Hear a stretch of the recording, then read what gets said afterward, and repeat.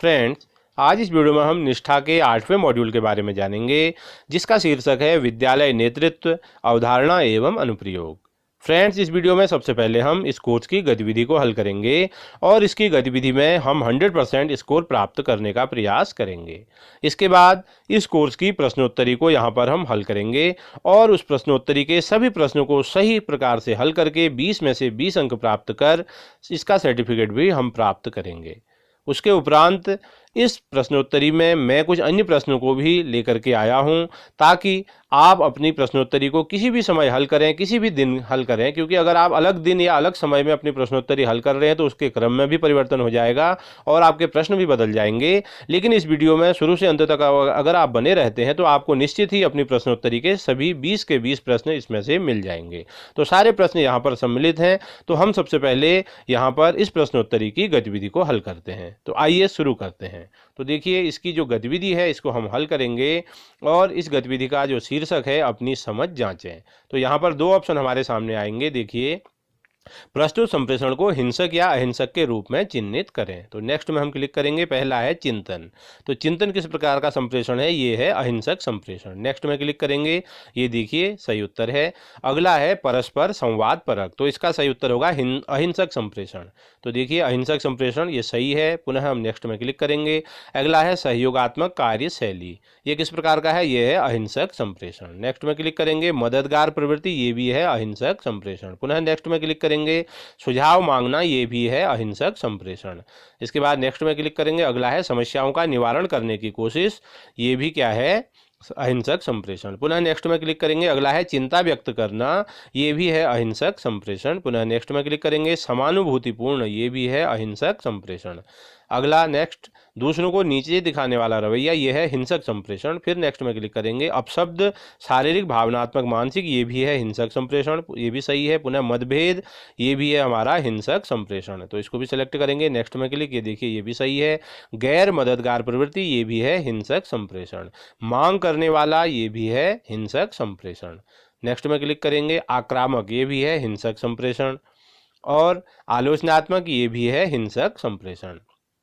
अधिकारपूर्ण, ये भी है हमारा यहाँ पर हिंसक संप्रेषण।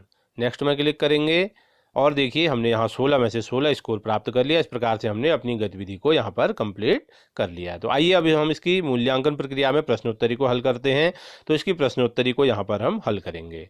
तो देखिए, यहाँ पर हमारे सामने प्रश्नोत्तरी का पहला प्रश्न है इस प्रश्नोत्तरी का, एक माध्यमिक विद्यालय नेतृत्वकर्ता की सबसे महत्वपूर्ण भूमिकाओं में से एक है। तो क्या यहाँ पर 4 ऑप्शन दिए गए हैं? स्वयं और शिक्षकों के सतत व्यावसायिक विकास का नेतृत्व करना, ये इसका सही उत्तर होगा। तो पहला है इसका सही उत्तर, एक माध्यमिक विद्यालय नेतृत्वकर्ता की सबसे महत्वपूर्ण भूमिका। नेक्स्ट में क्लिक करेंगे। अगला प्रश्न, विद्यालय नेतृत्वकर्ता की सामान्य जिम्मेदारी है हितधारकों के सहयोग से विद्यालय की विकास योजना तैयार करना। इसका सही उत्तर है चौथा, हितधारकों के सहयोग से विद्यालय की सुरक्षा करना।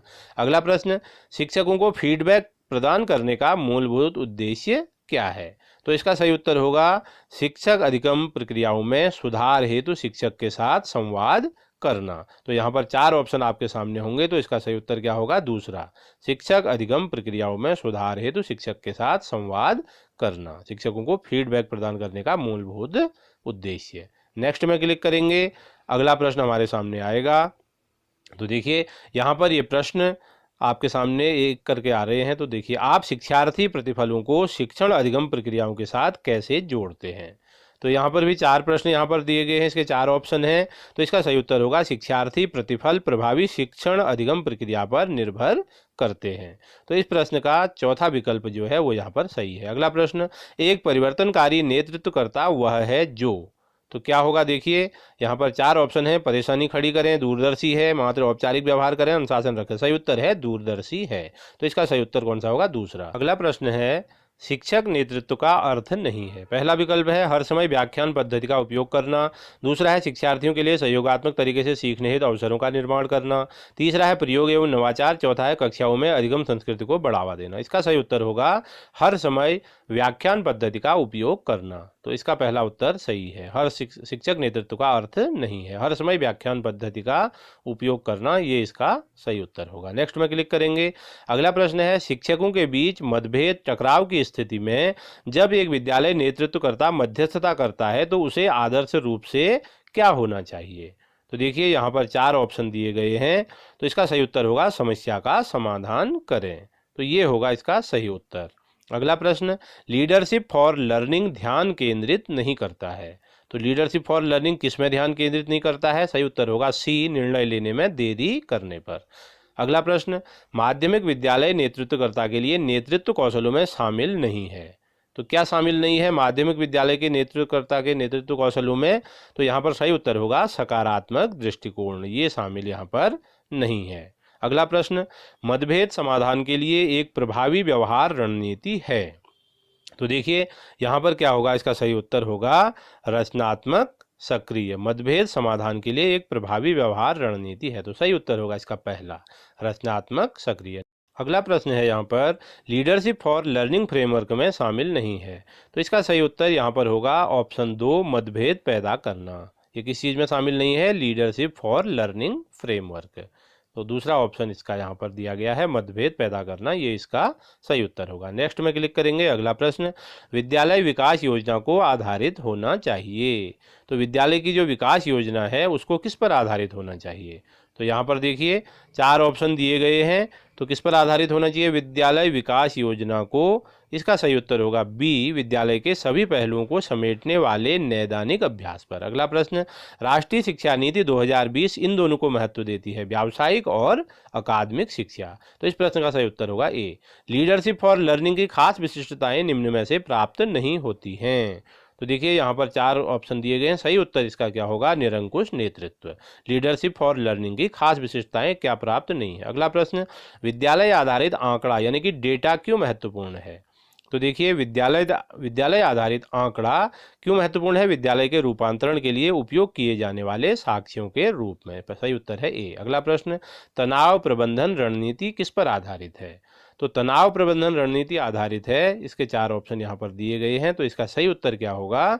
तनाव प्रबंधन रणनीति आधारित है मानवीय जुड़ाव विकसित करने पर। सही उत्तर क्या है इसका? ए, तनाव प्रबंधन रणनीति आधारित है मानवीय जुड़ाव विकसित करने पर। अगला प्रश्न, माध्यमिक स्तर शिक्षा का एक महत्वपूर्ण चरण है क्योंकि माध्यमिक स्तर यह उच्च शिक्षा और कार्य जगत का प्रवेश मार्ग है, इसीलिए माध्यमिक शिक्षा महत्वपूर्ण है। अगला प्रश्न, अकादमिक पर्यवेक्षण की तकनीकों में शामिल नहीं है।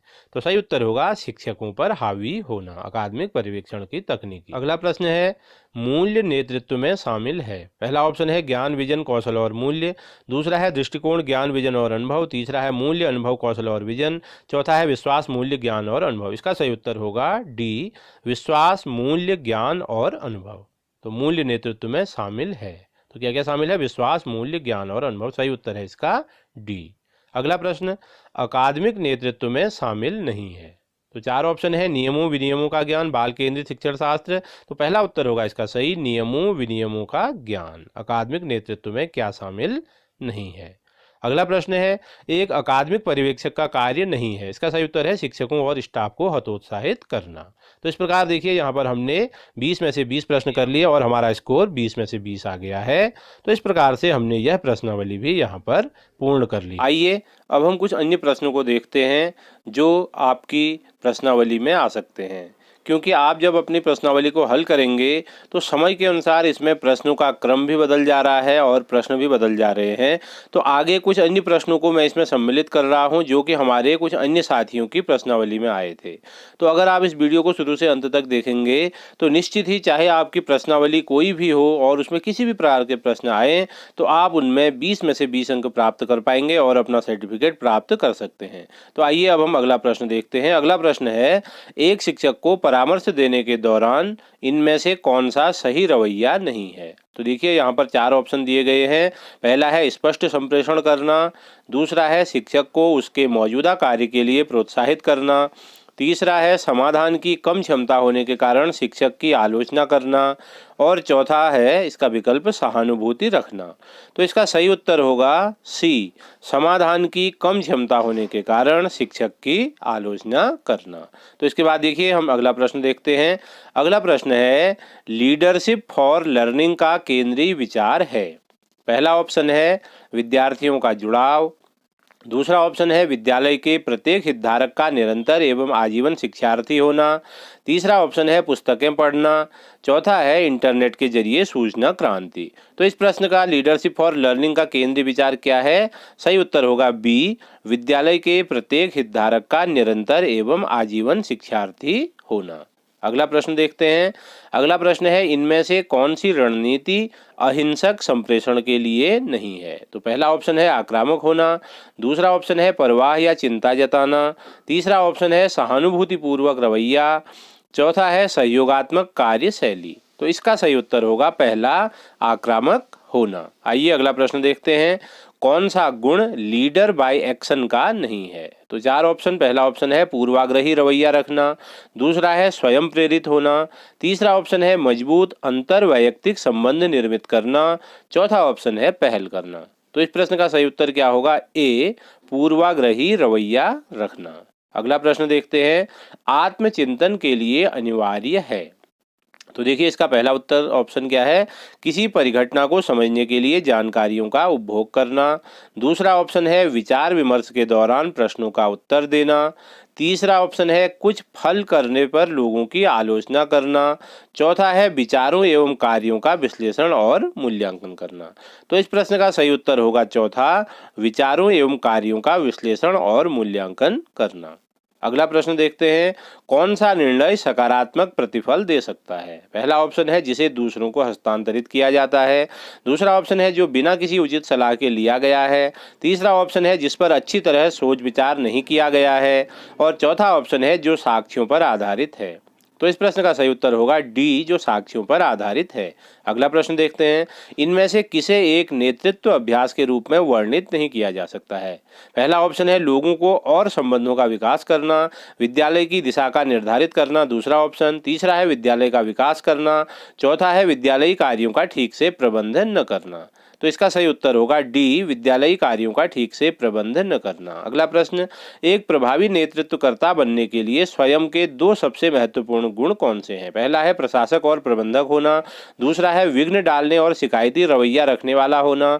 तीसरा है पहल करने वाला और सकारात्मक दृष्टिकोण रखने वाला होना। चौथा है आयोजक और योजनाकार होना। इस प्रश्न का सही उत्तर होगा सी, पहल करने वाला और सकारात्मक दृष्टिकोण रखने वाला होना। अगला प्रश्न है। इनमें से कौन सा विद्यालय नेतृत्व का मॉडल नहीं है? ए है सहयोगात्मक नेतृत्व, बी है नकारात्मक नेतृत्व, सी है वितरित नेतृत्व, चौथा है डी परिवर्तनकारी नेतृत्व। तो इसका सही उत्तर होगा बी, नकारात्मक नेतृत्व। अगला प्रश्न। माध्यमिक स्तर पर प्रभावी नेतृत्व का लक्ष्य है। पहला है सभी विषयों का शिक्षण। दूसरा है बोर्ड परीक्षाओं में बेहतर परिणाम। तीसरा है विद्यार्थियों के बीच सीखने की क्षमताओं का विकास। चौथा है विद्यार्थियों के रटकर याद करने में वृद्धि। तो इसका सही उत्तर होगा सी, विद्यार्थियों के बीच सीखने की क्षमताओं का विकास। अगला प्रश्न। एक विद्यालय नेतृत्वकर्ता के लिए स्वयं का विकास महत्वपूर्ण है। पहला ऑप्शन है मतभेद समाधान के लिए। दूसरा है आत्मबोध के लिए। तीसरा है विद्यालय के रूपांतर के लिए। चौथा है अपने आत्मविश्वास को बढ़ाने के लिए, जो उसे चुनौतियों को स्वीकारने हेतु तैयार करता है। तो इसका सही उत्तर क्या होगा? डी, अपने आत्मविश्वास को बढ़ाने के लिए, जो उसे चुनौतियों को स्वीकारने हेतु तैयार करता है। अगला प्रश्न। विजन का निर्माण महत्वपूर्ण है। पहला है विद्यार्थियों के माता पिताओं के साथ सहयोग हेतु। दूसरा है विद्यालय के रूपांतरण हेतु। तीसरा है विद्यालय के रूपांतरण के लिए एक भविष्योन्मुखी दिशा की स्थापना हेतु। चौथा है विद्यालय प्रमुख और स्टाफ के भविष्य हेतु। इसका सही उत्तर होगा सी, विद्यालय के रूपांतरण के लिए एक भविष्योन्मुखी दिशा की स्थापना हेतु। अगला प्रश्न है। एक विद्यालय नेतृत्वकर्ता के क्या होने की आवश्यकता है? पहला है लीडर बाय एक्शन। दूसरा है संपूर्ण नेतृत्वकर्ता। तीसरा है निरंकुश नेतृत्वकर्ता। चौथा है लीडर बाय पोजीशन। तो इसका सही उत्तर होगा ए, लीडर बाय एक्शन। अगला प्रश्न है। प्रोफेशनल लर्निंग कम्युनिटीज पीएलसी का उद्देश्य क्या है? तो इसका पहला आंसर है स्टाफ के बीच सहयोग की एक संस्कृति का निर्माण करना। दूसरा है रोजमर्रा की समस्याओं का समाधान करना। तीसरा है बिना किसी एजेंडे के जमा होना और मुद्दों पर विचार विमर्श करना। चौथा है कार्य क्षेत्र में ज्ञान कौशल और अनुभवों को साझा करना। तो इसका उत्तर होगा सही डी, कार्य क्षेत्र में ज्ञान कौशल और अनुभवों को साझा करना। अगला प्रश्न हमारा। मतभेद टकराव की स्थितियों से निपटने का सही तरीका क्या है? ऑप्शन ए, लोगों से बचकर रहना। बी है मामले को टालना। सी है प्रभावी संप्रेषण कौशलों का उपयोग करना। डी है केवल एक व्यक्ति के नजरिए को सुनना। तो इसका सही उत्तर होगा सी, प्रभावी संप्रेषण कौशलों का उपयोग करना। अगला प्रश्न है SGOC का फुल फॉर्म क्या है? पहला ऑप्शन है विद्यालय मैदान रुझान और चुनौतियां, दूसरा है सबल पक्ष दुर्बल पक्ष अवसर और चुनौतियां, तीसरा है विद्यालय मैदान रुझान और परिवार, चौथा है माध्यमिक सरकारी अवसर और कक्षा। तो इसका सही उत्तर होगा बी, सबल पक्ष दुर्बल पक्ष अवसर और चुनौतियां। अगला प्रश्न है निम्न सामाजिक आर्थिक पृष्ठभूमि के विद्यार्थियों की दक्षताओं को शिक्षक बढ़ा सकते हैं, कैसे? ए है उन्हें माता पिता के सामने नीचा दिखाकर, बी है उन्हें खेल की तरफ उन्मुख करके, सी है उन पर बहुत अधिक ध्यान न देकर, चौथा है उनके सीखने की आवश्यकताओं की पहचान करके और सीखने के प्रतिफलों में सुधार हेतु सहयोगात्मक तरीके से योजना बनाकर। तो इस प्रश्न का सही उत्तर होगा डी, उनके सीखने की आवश्यकताओं की पहचान करके और सीखने के प्रतिफलों में सुधार हेतु सहयोगात्मक तरीके से योजना बनाकर। अगला प्रश्न है सीखने के दौर लर्निंग राउंड्स सबसे ज्यादा सहायक है किसमें? पहला है शिक्षक अधिगम प्रक्रियाओं के प्रभावी अंतरण के लिए शिक्षकों की क्षमताओं के निर्माण में, दूसरा है विद्यालय में माता पिताओं की सहभागिता को प्रोत्साहन देने में, तीसरा है कक्षा अंतरण में, चौथा है अंतर वैयक्तिक संबंधों के विकास में। तो इसका सही उत्तर होगा ए, शिक्षक अधिगम प्रक्रियाओं के प्रभावी अंतरण के लिए शिक्षकों की क्षमताओं के निर्माण में। तो फ्रेंड्स इस प्रकार हमने देखा, पहले हमने 20 प्रश्न हल किए, उसके बाद आपकी प्रश्नावली में कुछ प्रश्न इतर भी हो सकते हैं उन प्रश्नों से, लेकिन वो प्रश्न इन्हीं में सम्मिलित होंगे। निश्चित ही आपने ये वीडियो अगर शुरू से अंत तक देखा है तो सारे प्रश्न आपको इसमें से अवश्य मिल जाएंगे और आप 20 में से 20 अंक प्राप्त कर सकते हैं और बहुत ही आसानी से सर्टिफिकेट भी डाउनलोड कर सकते हैं। तो उम्मीद है आपको ये वीडियो पसंद आया होगा।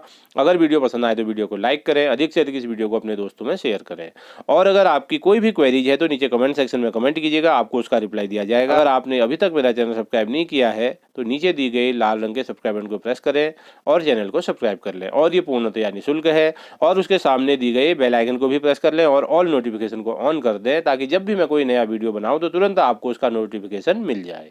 तो पुनः इस वीडियो को शुरू से अंत तक देखने के लिए आपका बहुत बहुत धन्यवाद।